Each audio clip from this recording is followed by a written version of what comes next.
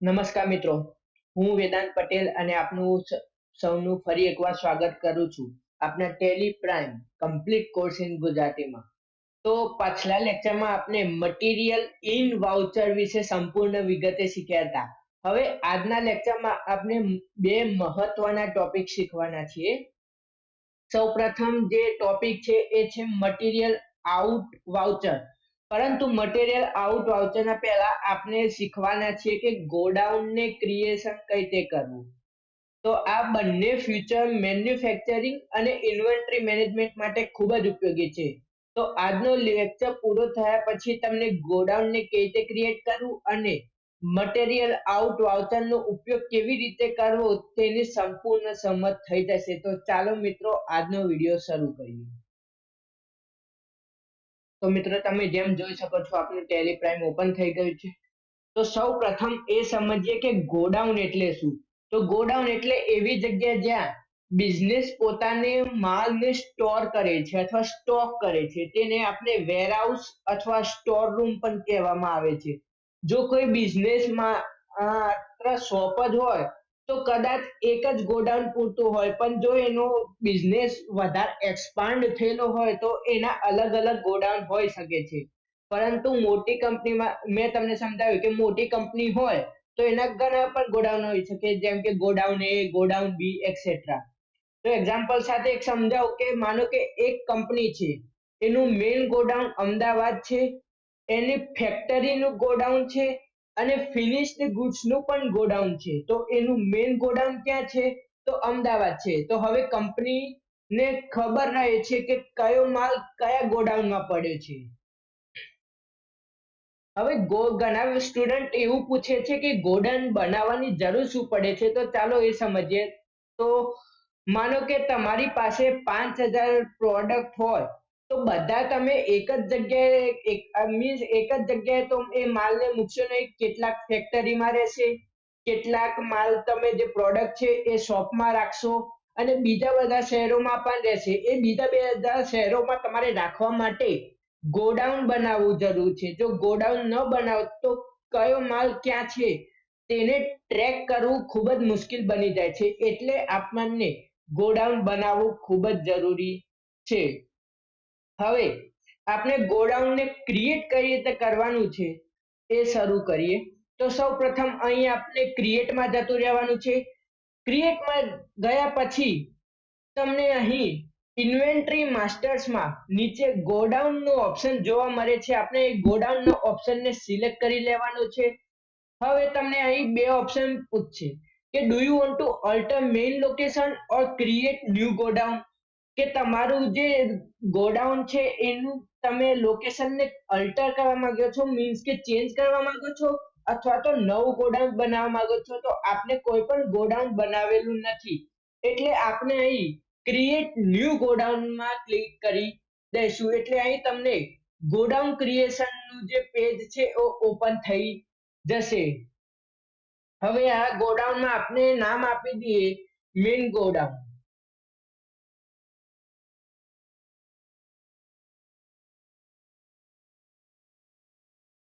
અને એના જે એ છે અંડર, તો એમાં આપણે ગ્રુપ પ્રાઇમ લોકેશન અથવા તો તમે જો પ્રાઇમરી ના રાખો તો એનું તમે મેઇન લોકેશન પણ રાખી શકો છો. તમે મેઇન લોકેશન ચૂઝ કરો અથવા તો પ્રાઇમરી ચૂઝ કરો. તો આપણે એમાં પ્રાઇમરીને ચૂઝ કરીશું અને એને એક્સેપ્ટ કરી લઈશું.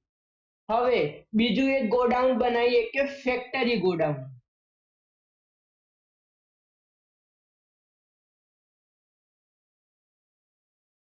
ફેક્ટરી ગોડાઉનને પણ આપણે પ્રાઇમરી ગ્રુપના અંડરમાં જ રાખીશું. એટલે આપણે એમાં કોઈ પણ ચેન્જીસ કરવાનો નથી. એટલે એમાં લિસ્ટ ઓફ ગોડાઉન્સમાં પ્રાઇમરી જ રાખવાનો છે. એટલે એને પણ આપણે એક્સેપ્ટ કરી લઈશું. હજુ એક આપણે ત્રીજું એક ગોડાઉન ક્રિએટ કરીએ. એક ગોડાઉનને આપણે નામ આપીએ ફિનિશ્ડ ગુડ્સ ગોડાઉન.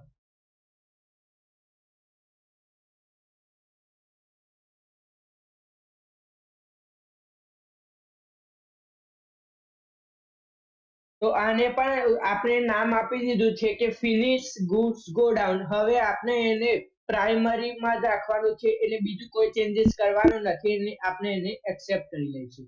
તો તમે મિત્રો જેમ જોઈ શકો છો કે આપણે 3 ગોડાઉનને ક્રિએટ કર્યા છે. હવે તમારે હવે આપણે બીજો જે ટોપિક છે મટીરિયલ આઉટ વાઉચર એ શું છે? તો હવે મટીરિયલ આઉટ વાઉચર ને સમજીએ. તો મટીરિયલ આઉટ વાઉચર નો ઉપયોગ ત્યારે થાય છે જ્યારે કોઈ મટીરિયલ આપણા ગોડાઉનમાંથી બહાર જાય છે, પરંતુ આ સેલ નથી અથવા પરચેઝ રિટર્ન પણ નથી, ખાલી મટીરિયલ છે એ જ બહાર જાય છે. એટલા માટે જ આ વાઉચરને ખાસ કરીને જોબ વર્ક અને મેન્યુફેક્ચરિંગમાં ઉપયોગ થાય છે. તો માનો કે હું તમને એક એક્ઝામ્પલ આપું, તો માનો કે એબીસી ફર્નિચરને 20 પીસ આપણે વુડ જોબ વર્ક માટે મોકલ્યા છે. તો અહીં આપણે વુડને સેલ નથી કર્યું, અહીંથી આપણો ખાલી જે માલ છે, આપણું જે મટીરિયલ છે એ જ બહાર ગઈ છે. એટલા માટે આપણે મટીરિયલ આઉટ વાઉચરનો ઉપયોગ કરવાનો છે. હવે આપણે થોડું પ્રેક્ટિકલ તરફ જઈએ. તો સૌપ્રથમ અહીં આપણે વાઉચરને ઓપન કરી લઈશું. વાઉચરને ઓપન કર્યા પછી આપણે F10 ને ઓપન કરી લઈશું. F10 ને ઓપન કર્યા પછી અહીં આપણે શો ઇનએક્ટિવમાં જતા રહેવાનું છે અને શો ઇનએક્ટિવમાં ગયા પછી તમારે અહીં તમને મટીરિયલ આઉટનો વાઉચર જોવા મળશે. એને ઇનએક્ટિવ છે, આપણે એને એક્ટિવ કરવાનું છે. એટલે આપણે એક્ટિવ કર્યા પછી તમે જેમ જોઈ શકો છો આપનું મટીરિયલ આઉટનું જે છે વાઉચર એ એક્ટિવ થઈ ગયું છે. તો હવે આપણે પ્રેક્ટિકલ કરીએ. તો પ્રેક્ટિકલમાં એક્ઝામ્પલ તમે સમજો કે પાર્ટી એકાઉન્ટ નેમમાં આપણે ચૂઝ કરી લઈએ એબીસી ટ્રેડર્સ. હવે ઓર્ડર ડિટેલ્સ નંબર તમને અહીં મેં સમજાવ્યું, તો અહીં ઓર્ડર ડિટેલ્સ નંબર તમારે લખવાનો છે, એની ડેટ લખવાની છે, પછી mode of payment, other references અને ટર્મ્સ ઓફ ડિલિવરી. પછી અહીં ડિટેલ્સ ડિસ્પેચ ડિટેલ્સમાં તમારે dispatch doc number, dispatch through destination, carrier name અથવા એજન્ટનું કોઈ નામ હોય તો, પછી motor vehicle number, bill of landing અને ડેટ ઓર ટાઈમ ઇસ્યુ. તો કઈ તારીખે અને કેટલા વાગે તમે આ બિલને ઇસ્યુ કર્યું છે. તો તમે જેમ જોઈ શકો છો અહીં ડેટ ઓટોમેટિકલી અને ટાઈમ પણ ઓટોમેટિકલી આવી ગયું છે. તો બીજું કોઈ પણ આપણે અત્યારે ચેન્જીસ કરવાનો નથી, એટલે આપણે એને ઓકે કરી લઈશું. હવે અહીં પાર્ટી ડિટેલ્સમાં બાયરનું નામ, અહીં બાયર લખેલું છે આપણને એવું અહીં આપેલું છે કે બાયરનું નામ, પણ એક વસ્તુ એ સમજજો કે મટીરિયલ આઉટ વાઉચરનો આપણે ઉપયોગ કરીએ છીએ એટલે આપણે એને સેલ કર્યું નથી, આ ખાલી મટીરિયલ જ બહાર જાય છે.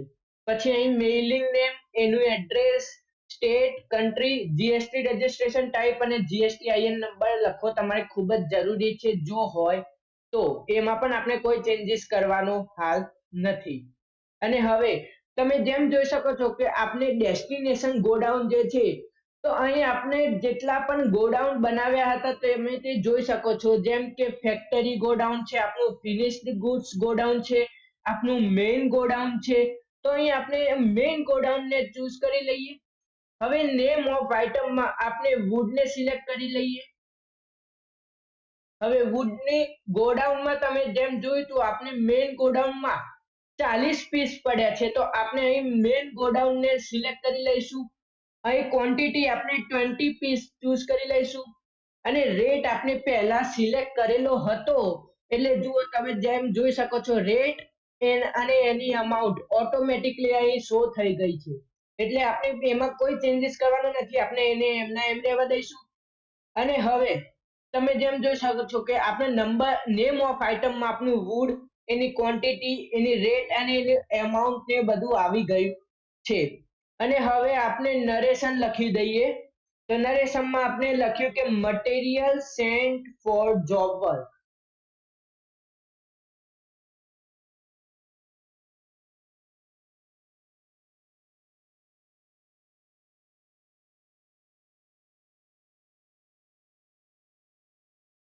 તો આપણું નરેશન લખાઈ ગયું છે અને હવે આપણે એને સેવ કરી લઈએ.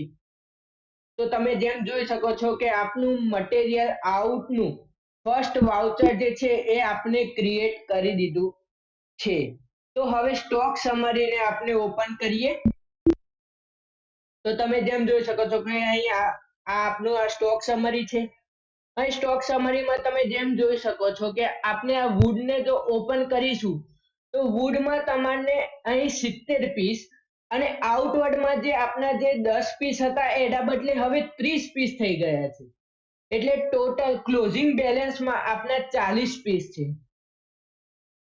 તો હવે મેઇન ગોડાઉનમાંથી વુડની ક્વોન્ટિટી તો ઓછી થશે, પરંતુ અકાઉન્ટિંગ લેજરમાં એની કોઈ પણ ઇફેક્ટ પડતી નથી, કારણ કે એનું કારણ શું કે અકાઉન્ટિંગ લેજરમાં ઇફેક્ટ નથી પડતી, તો એનું કારણ એ છે કે આ એક ઇન્વેન્ટરી વાઉચર છે.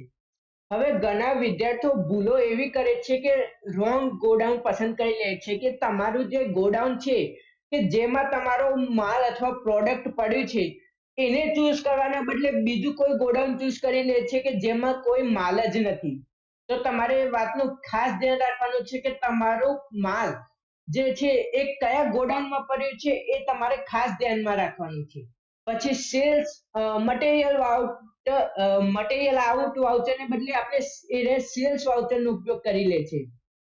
ક્વોન્ટિટીને ખોટી નાખે છે અને મેઇન નરેશન લખતા નથી. તો મિત્રો મેં તમને હંમેશા કહ્યું છે કે અત્યાર સુધીના દરેક વિડીયોમાં હું તમને સમજાવું છું કે તમે કોઈ પણ વાઉચરની એન્ટ્રી કરો તો તમારે નરેશન લખવું ખૂબ જ જરૂરી છે. તો આજે આપણે શું શીખ્યા એનું એક ક્વિક રિવિઝન કરી લઈએ. તો આજે આપણે શીખ્યા કે ગોડાઉન એટલે શું, મલ્ટિપલ આપણે ગોડાઉન ક્રિએટ કઈ રીતે કરી શકીએ, પછી મટીરિયલ આઉટ વાઉચર શું છે એના પ્રેક્ટિકલ ને શીખ્યા, પછી સ્ટોકમાં શું ઇફેક્ટ થાય છે એ સમજ્યા, અને કોમન મિસ્ટેક ઘણા વિદ્યાર્થીઓ શું કરે છે એ પણ મેં તમને સમજાવ્યા. તો આજનું તમારું હોમવર્ક એ છે કે તમારે 3 ગોડાઉન બનાવવાના છે. એક છે મેઇન ગોડાઉન, બીજું છે ફેક્ટરીનું ગોડાઉન અને ત્રીજું છે ફિનિશ્ડ ગુડ્સ ગોડાઉન. ત્યારબાદ મેઇન ગોડાઉનમાંથી 15 piece wood material out voucher દ્વારા બહાર મોકલો અને પછી એની સ્ટોક સમરીમાં તમારે ઇફેક્ટ જોવાની છે. અને આ હોમવર્ક પૂર્ણ થયા પછી તમારે કોમેન્ટમાં લખજો કે હોમવર્ક ડન, અને જો કોઈ ક્વેશ્ચન હોય તો કોમેન્ટમાં જરૂર પૂછજો. તો મિત્રો આજે આપણે ગોડાઉન ક્રિએશન અને મટીરિયલ આઉટ વાઉચર વિશે સંપૂર્ણ પ્રેક્ટિકલ સાથે શીખ્યા. આ બંને ફીચર્સ ઇન્વેન્ટરી મેનેજમેન્ટ માટે ખૂબ જ મહત્વના છે. હવે નેક્સ્ટ લેક્ચરમાં આપણે પરચેઝ ઓર્ડર વાઉચર વિશે સંપૂર્ણ પ્રેક્ટિકલ સાથે શીખીશું. જો વિડીયો ગમ્યો હોય તો વિડીયોને લાઈક કરો, તમારા મિત્રો સાથે શેર કરો અને ચેનલને સબસ્ક્રાઇબ કરવાનું ભૂલશો નહીં. ત્યાં સુધી પ્રેક્ટિસ કરતા રહો. હું વેદાંત પટેલ મળીશ તમને નેક્સ્ટ લેક્ચરમાં. ધન્યવાદ.